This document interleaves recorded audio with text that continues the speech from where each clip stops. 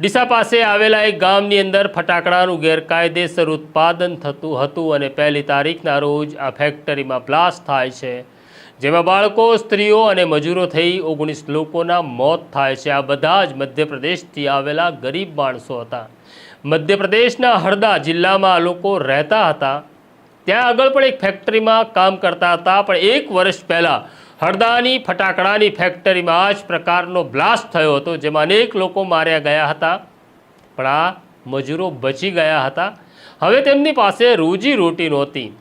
તેમનો એક કોન્ટ્રાક્ટર હતો, મહિલા કોન્ટ્રાક્ટર હતો, જેનું નામ છે લક્ષ્મી। લક્ષ્મી પાસે પોતાની એક ટીમ હતી, જેઓ ફટાકડા બનાવવામાં માહિર હતી। છેલ્લા 1 વર્ષથી હરદાના આ મજૂરો પાસે કોઈ કામ નહોતું, કારણ કે મધ્યપ્રદેશની સરકારે ફટાકડાનું ગેરકાયદેસર ઉત્પાદન કરતી ફેક્ટરીઓ ઉપર કડક નિયંત્રણ લાવી દેતા પોલીસની ધૌસ વધી હતી। હરદામાં જે બ્લાસ્ટ થયો તેમાં મજૂરો બચી ગયા હતા, પણ રોજીરોટી તો કમાવી હતી।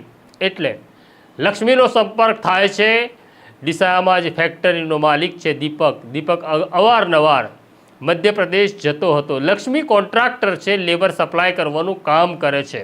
લક્ષ્મી દીપકને મળે છે અને લક્ષ્મી સમજાવે છે કે મારી પાસે ટ્રેન થયેલા મજૂરો છે, જેમને ફટાકડા બનાવતા આવડે છે।